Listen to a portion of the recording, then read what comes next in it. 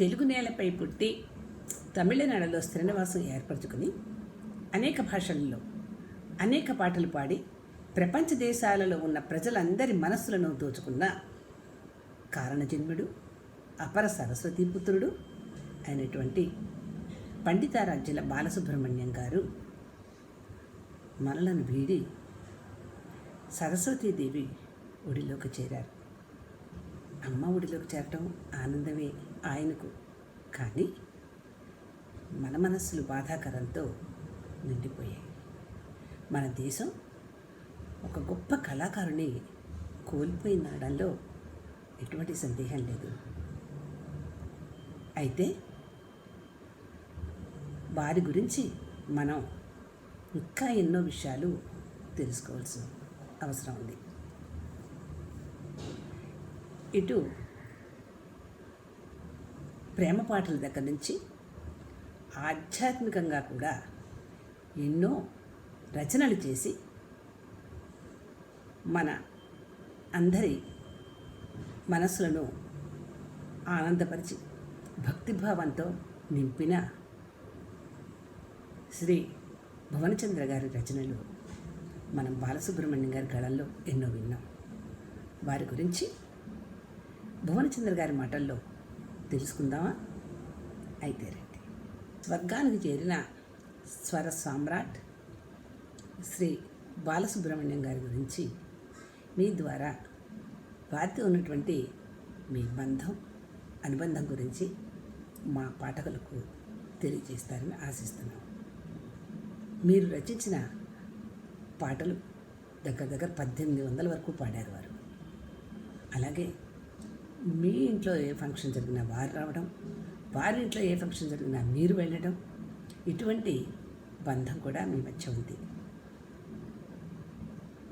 ఇటువంటి అనుబంధం మీ మధ్య ఉండడంతో వారు స్వర్గానికి చేరిన సమయంలో మీరు ఇంత కరోనా సమయంలో కూడా చాలామంది అక్కడికి చేరలేదు. వారి భౌతికాయాన్ని కూడా ప్రత్యక్షంగా దర్శించలేకపోయారు. అయినా కూడా ఇటువంటి క్లిష్ట పరిస్థితుల్లో కూడా మీ ఆరోగ్యాన్ని కూడా లెక్క చేయక వారి మీద ఉన్నటువంటి మీరు ఎంతో అభిమానంతో వారి భౌతికాయానికి ప్రదక్షిణ చేసి మరీ వచ్చారు. అందులోనే తెలుస్తోంది మీ యొక్క అభిమానం. వారి గురించి మీ మాటలతో మా పాఠకులకు ఏమైనా చెప్తారా? నమస్కారం అండి భువనచంద్ర గారు. అందరికీ నమస్కారం. ఇప్పుడే తామరపాకం గ్రామాన్ని నుంచి రావటం జరిగింది. సినీ సంగీత ప్రపంచంలో బాలు అనే శకం ముగిసింది. బాలు అనేటటువంటిది ఒక వ్యక్తి కాదు. బాలుగారు ఒక వ్యక్తి కాదు. మన జాతికి, తెలుగు జాతికి భగవంతుడు ఇచ్చినటువంటి ఒక అమూల్యమైనటువంటి కానుక. ఎస్పి బాలసుబ్రహ్మణ్యం అనగానే మనం అనుకుంటాం మన తెలుగువాడు, మన నెల్లూరు వాడు, అక్కడ పుట్టినటువంటి కోనేటంపల్లిలో పుట్టినటువంటి మహానుభావుడు. 40,000 పాటలకి పైగా పాడారు. అనేకమైనటువంటి భాషల్లో వారు పాడారు అనేది మనందరం చెప్పుకుంటాం. మన తర్వాత కొన్ని తరాలు, కొన్ని వందల సంవత్సరాల పాటు మన తర్వాత వచ్చేటువంటి వాళ్ళు కూడా వాళ్ళు చెప్పుకుంటారు బాలు గారి గురించి. వారి గురించి ముందు తరాల వారు కూడా గుర్తుంచుకొని ఎందుకు చెప్పుకుంటారంటారు? ఎందువల్ల చెప్పుకుంటారు అంటే 40,000 పాటలకి పైగా పాడేటటువంటి అవకాశం రాబోయే తరాల్లో ఎవరికన్నా దక్కుతుందా అంటే దక్కదండి. దక్కే అవకాశం లేదు. ఒకప్పుడు నటులు కానీ, సంగీత దర్శకులు కానీ, గాయకులు కానీ, రచయితలు కానీ కనీసం 30 ఏళ్ళు 40 ఏళ్ల పాటు ఈ చలనచిత్ర పరిశ్రమలో ఉండగలిగేవారు. ఇప్పుడు ఎంత మార్పు వచ్చిందంటే కొత్త వాళ్ళు వస్తారు, హీరోయిన్లు వస్తారు, మహా అయితే 2 ఏళ్ళు 3 ఏళ్ళు వాళ్ళు వెళ్ళిపోతున్నారు. గాయకులు రోజుకు 10 మంది వచ్చినట్లయితే అందులో 8 మంది 3 నెలలు 4 నెలల్లో వెళ్ళిపోతున్నారు. 40,000 పాటలు కొన్ని దశాబ్దాలు ఈ చలనచిత్ర పరిశ్రమలో ఉండటం అంటే అంత తేలిక కాదండి. ఇటువంటి అవకాశం ఎవరికి వస్తుంది? నా భూతో నా భవిష్యత్తు. ఇంతకు ముందు రాలేదు, ఇక రాదు. ఎందుకంటే ఇన్ని సంవత్సరాల పాటు ఇండస్ట్రీలో ఉన్న మన ఘంటసాల గారు పాడినటువంటివి 5,000 6,000 పాటలు మాత్రమే. ఒక విధంగా అడిగితే ఏ విధంగా వాళ్ళు గొప్ప? ఘంటసాల గారి కంటేనో పిబి శ్రీనివాస్ గారు, ఆ కాలంలో ఉండేటువంటి ఏఎం రాజా, వీరందరినీ చూసుకున్నట్లయితే ఏ విధంగా బాలు గారు గొప్ప? ఒక పక్కన హిందీ సింగర్స్ని తీసుకొచ్చి మనం ఇక్కడ పాడిస్తున్నాం. అనేక మంది హిందీ నుంచి మలయాళం సింగర్స్ వారందరూ ఇక్కడికి రావటం, తెలుగు ఇండస్ట్రీలో పాడటం మనం చూస్తున్నాం. కానీ మన ఇండస్ట్రీ నుంచి అన్ని భాషల్లోనూ పాడినటువంటి ఘనత మళ్ళీ ఒక్క బాలు గారికి దక్కింది. ఏమిటది అసలు? అంటే ఒక సంగీత దర్శకుడు ఒక ట్యూన్ బాణీనిస్తే యథాతథంగా పాడటం అనేటువంటిది గొప్ప విషయం. కానీ బాలుగారి దగ్గరికి వచ్చినప్పుడు వారి కంట్రిబ్యూషన్ అనంతమైన కంట్రిబ్యూషన్ ఉంటుంది. అంటే ఒక పాట అది ఒక మామూలుగా ఏదో ఒక లైన్ మ్యూజికల్గా డైరెక్టర్ ఇచ్చినటువంటి బాణీలో పాడేసి హ్యాపీగా వెళ్ళిపోవచ్చు. కానీ బాలుగారిది అలా కాదు. ఆయన ఏం చేస్తారు? ఆ పాటని ఎలా పాడాలో, ఏ హీరో పాడుతున్నాడో ఆ హీరో గాత్రధర్మాన్ని తన గాత్రధర్మంతో మేళవించి ఆ హీరోనే పాడుతున్నాడా లేకపోతే ఆ యొక్క పాత్రే పాడుతుందా అన్నంత అద్భుతంగా పాడేటటువంటి వారు బాలుగారు. అందువల్ల ఏమైందంటే ఆయన ఏ నటుడికి పాడినా, అటువైపు కనుక తీసుకున్నట్లయితే రజనీకాంత్, కమల్ హాసన్, ఎంజీఆర్ దగ్గర నుంచి ఆయన పాడినటువంటిది, శివాజీ గణేశన్ ఆయనకి పాడినటువంటిది, అసలు ఆయన బాలు గారు పాడుతున్నారంటే ఎవరు అక్కర్లే, వాళ్ళకి 100కి 100 పాళ్ళు కాన్ఫిడెంట్. ఎందుకంటే బాలు గారు పాడినట్లయితే మాలాగానే పాడతారు, మా వాయిస్ని తీసుకొచ్చి ఆయన తీసుకొస్తారు, ఇక్కడ ఉండేటువంటి పాటని ఎంతో ఎత్తుకు ఉన్నతమైనటువంటి స్థితికి తీసుకెళ్తారని వాళ్ళందరికీ తెలుసు. అలాగే ఇక్కడికి వచ్చినట్లయితే రామారావు గారి దగ్గర నుంచి, నాగేశ్వరరావు గారి దగ్గర నుంచి, కృష్ణ, శోభన్ బాబు, కృష్ణరాజు గారు, ఆ విధంగా వెళ్ళినట్లయితే మళ్ళీ తర్వాత తరం వచ్చినటువంటిది చిరంజీవి గారు, బాలకృష్ణ, వెంకటేష్ గారు, నాగార్జున గారు, ఆ తర్వాత నిన్న మొన్న వచ్చినటువంటి హీరోల వరకు కొన్ని తరాల పాటు పాడినటువంటి ఏకైక వ్యక్తి బాలుగారు. ఎందుకంటే ప్రతి పాటకి ఆయన పాడిన మరొక పాటకి ఉండే వైవిధ్యం, ఆయన తీసుకొచ్చేటటువంటి ఆ క్వాలిటీ ఎక్కడ మనకి దొరకదండి. ఈ పాట పాడితే ఒక బాలసుబ్రహ్మణ్యం గారే పాడాలి, ఆయన కోసం ఎంత సమయమైనా వెయిట్ చేద్దాం, ఆయన విదేశాలకు వెళ్ళినా సరే వారి కోసం వెయిట్ చేయించి పాడవలసిందే అనే సందర్భాలు ఎప్పుడైనా ఉన్నాయంటారా? ఇందుకేనేమో, ఎందుకంటే బాలుగారు ఏ అమెరికాను వెళ్ళి తిరిగి రావాలి అంటే ఆయన వచ్చే వరకు 100 150 పాటలు ఎదురు చూస్తూ ఉండేవి. ఎప్పుడు వారు వస్తారా, వారి గళంలోంచి మేము అంటే ఆ శంఖులోంచి పవిత్రమైన తులసి శంఖంలో పోస్తే పవిత్ర తీర్థమైనట్టుగా బాలుగారి గొంతులోంచి కనుక ఆ పాట బయటకు వచ్చిందంటే సర్వాంగ సుందరంగా వస్తుంది. ప్రతి స్వరము కూడా అలంకారంతో మళ్ళీ బయటకు వస్తుంది. అంత అద్భుతమైనటువంటి తన కంట్రిబ్యూషన్ని వారు మ్యూజిక్ డైరెక్టర్ చేసింది 30% అయితే, లిరిక్ రైటర్ రాసింది 30% అయితే, మిగతా 40% కంట్రిబ్యూషన్ ఎవరిది అంటే బాలుగారిది. ఇది ఎక్కడ మనం చూడవండి. ఎందుకంటే ఆ స్వతంత్రత కాదు, ఆయన తీసుకున్నది ఇండిపెండెన్స్ తీసుకుని పాడటం కాదు. అప్పుడు కూడా మ్యూజిక్ డైరెక్టర్ అడిగి, ఏమండి ఇలాగ అడిగితే నేను ఇలా పలికితే మీకు ఇష్టమేనా? అయ్యో, ఆయన పాడిన తర్వాత అది ఎక్కడికో వెళ్ళిపోతుంది. ఏ మ్యూజిక్ డైరెక్టర్ ఆనందించడు, ఏ రచయిత ఆనందించడు. మీరు రాసిన పాటలు బాలసుబ్రహ్మణ్యం గారు పాడితే బాగుంటుంది కదా అని మీకు ఎప్పుడైనా అనిపించిందా?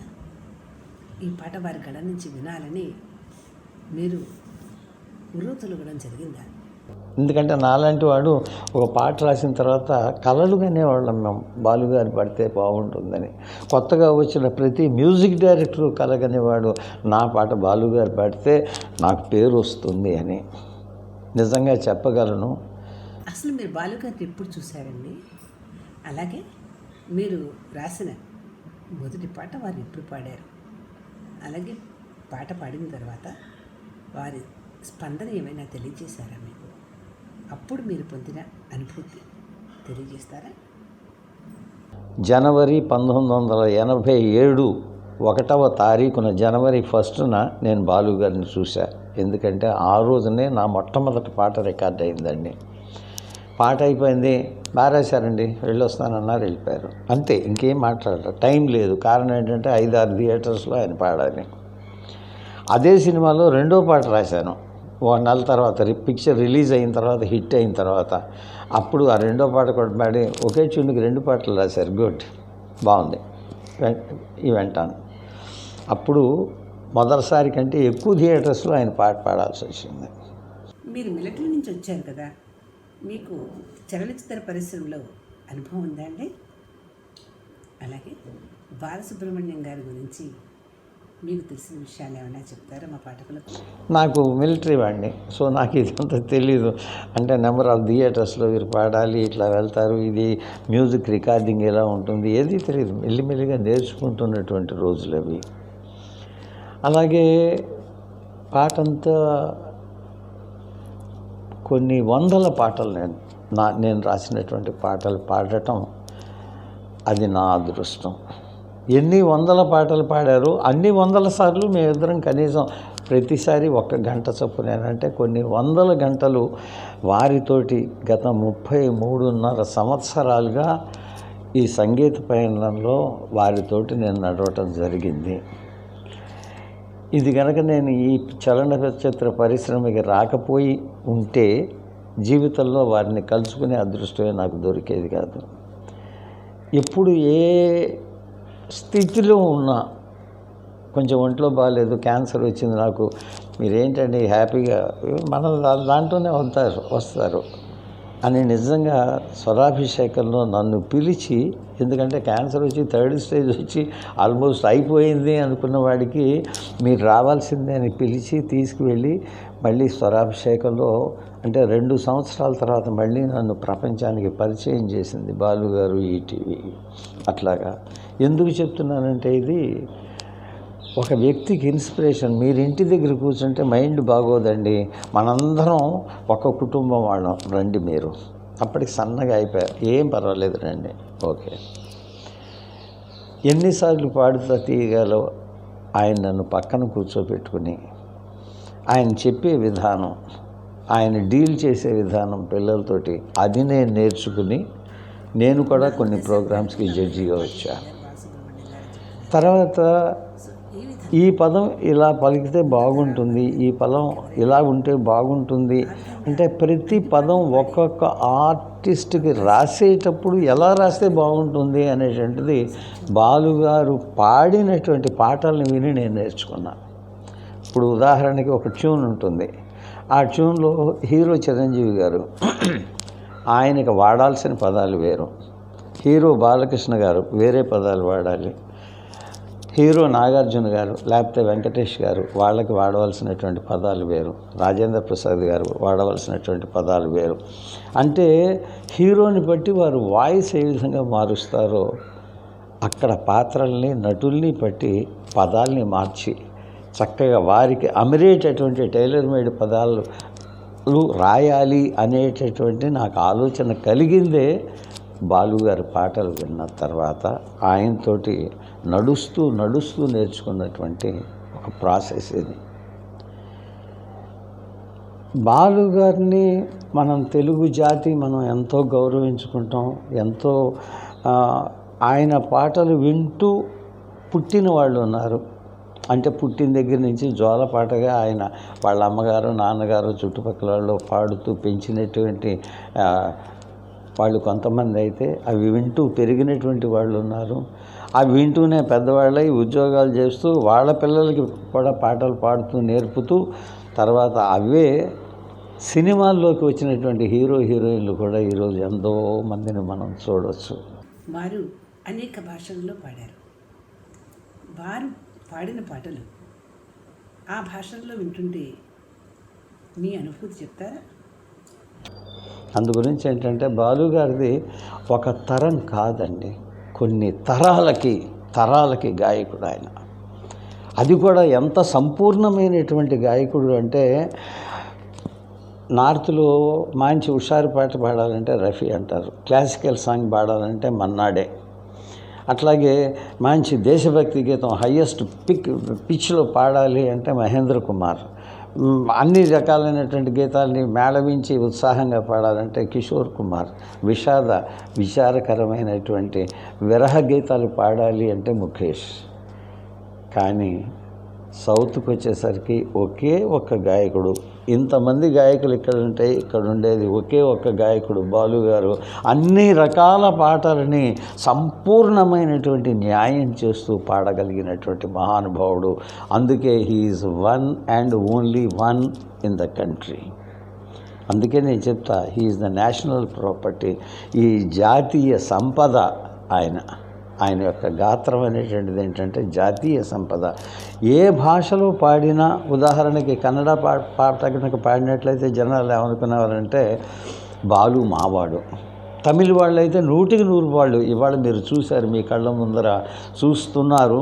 ఏమిటి అంటే బాలు గారి అక్కడ జరిగే అంత్యక్రియలు కానీ ఏదైనా సరే తమిళనాడు గవర్నమెంట్ దగ్గరుండి చేయిస్తున్నది, ఇంక్లూడింగ్ హాస్పిటల్ బిల్స్. కారణం ఏమిటి అంటే తమిళనాడు గవర్నమెంట్కి బాలు గారు అంటే అంత ప్రేమ ఎందుకు కలుగుతుందంటే తమిళనాడులో ఉండే ప్రతి వ్యక్తి కూడా బాలు గారి అమ్మానే. అదేవిధంగా కేరళ, అదేవిధంగా కర్ణాటక, అదేవిధంగా హిందీ, ఎన్ని పాటలు ఆయనకి తీసుకున్నటువంటి ఆల్మోస్ట్ 4-5 భాషల్లో వారికి నేషనల్ అవార్డు రావటం మీద దానికి మనకి రుజువు.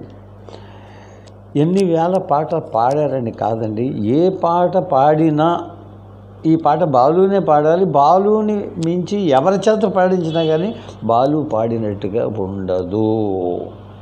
ఎన్ని పాటలు పాడారు కాదు, ఏ పాట పాడినా బాలుని మించి ఇంకెవరు పాడలేరు. మరే గాయకుడు పాడలేనంత గొప్పగా పాడేవాళ్ళు. పాత్రలని తనలోకి ఆవాహన చేసుకుని పాడేవారు. అందుకే శంకరాభరణంలో శంకరానాథ శరీరాపర అని విన్నప్పుడు మీకు సోమయాజులు కనిపిస్తాడు కానీ బాలసుబ్రహ్మణ్యం గారు కాదు. ఇలాగా నటుల యొక్క గాత్రాన్ని తన గాత్రంతో మేళవించి నటుడే పాడుతున్నాడు అంటే అద్భుతమైనటువంటి క్రియేట్ చేయగలిగింది ఆయన. ఒక నటన, సంగీత దర్శకత్వం, అద్భుతంగా డబ్బింగ్ ప్రక్రియ.